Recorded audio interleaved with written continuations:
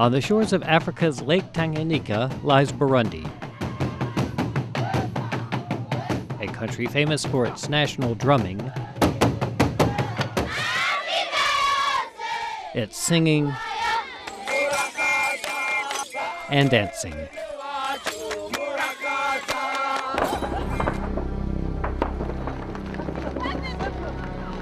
But it was also a country split by ethnic hatred, a hatred between Hutus and Tutsis so intense it spurred a bitter 13-year-long civil war.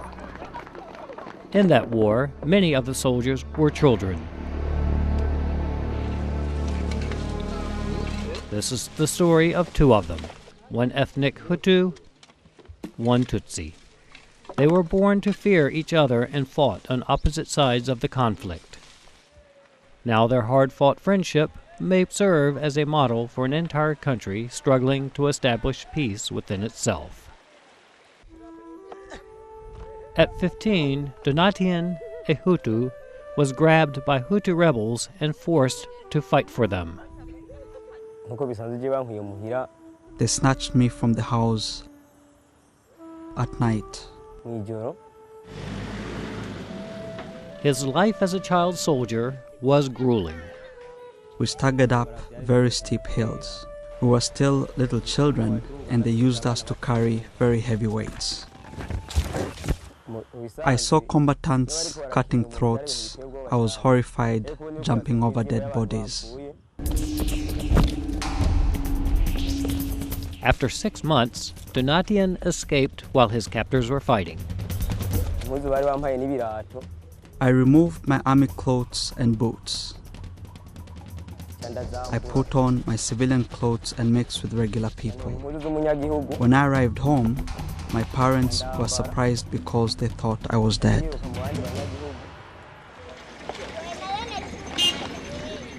But the joy of being home was short-lived. Many years of conflict had taken a major toll on the collapsing economy. There was no work for Burundi's 8 million people, much less Donatien. He had no choice but to leave his village and head for the capital, Bujumbura. 28-year-old Lazar, a Tutsi, had a different life story. During the Civil War, his family managed to flee to neighboring Tanzania, just beyond these mountains in the north. But conditions in the refugee camp were unbearable. It was crowded, smelly, with little to eat. People were getting sick from unclean water. It was so bad, Lazar returned to Burundi, where he joined the Tutsi forces. My family fled together. We were displaced for many years in the camp. The only thing I could do was join the army and fight. Just a teenager, Lazar saw the horrors of war up close.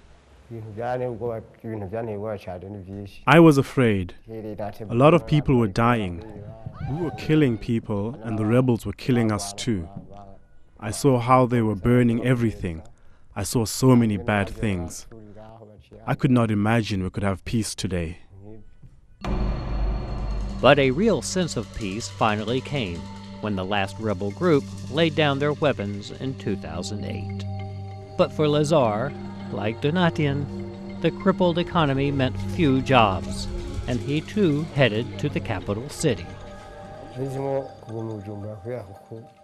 My parents became even poorer as a consequence of being displaced. So I decided to go on my own and look for some way to survive.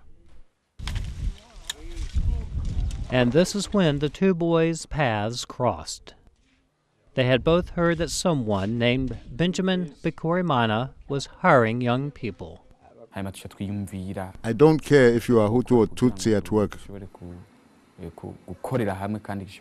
I am trying to bring all those who fought together. Also a former fighter, Benjamin set up a business collecting garbage for recycling.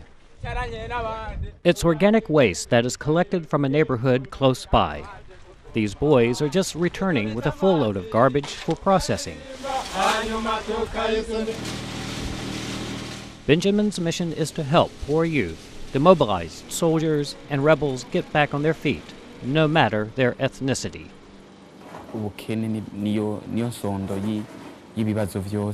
Poverty is the main problem. If they don't have work, they will end up stealing and thinking about their ethnic differences.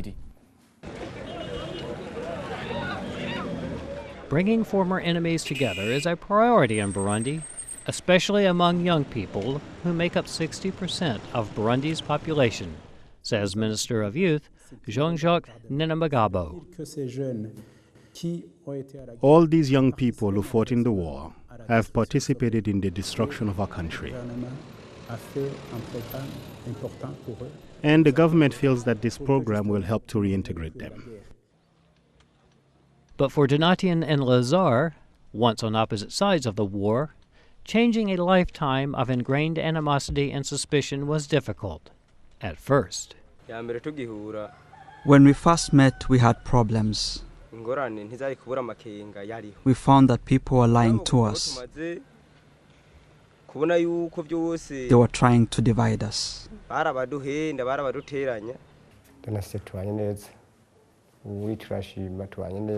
We have a good friendship. Now we share the same food. Before I couldn't stand him. But it was time spent together that began to change everything, they say.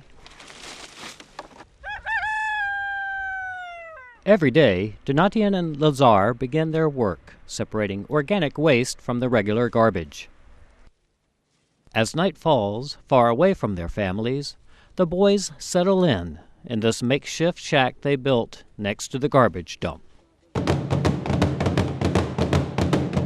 Bonds like this between Hutus and Tutsis are being forged, not only in neighborhoods between former child soldiers, but on playing fields across the country.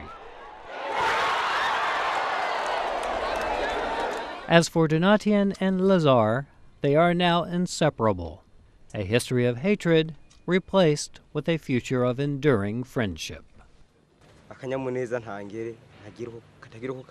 I am very happy because when I am with Lazare, I have no problem. If Lazare got into trouble, I would help him. And I am sure that Lazare would do the same for me.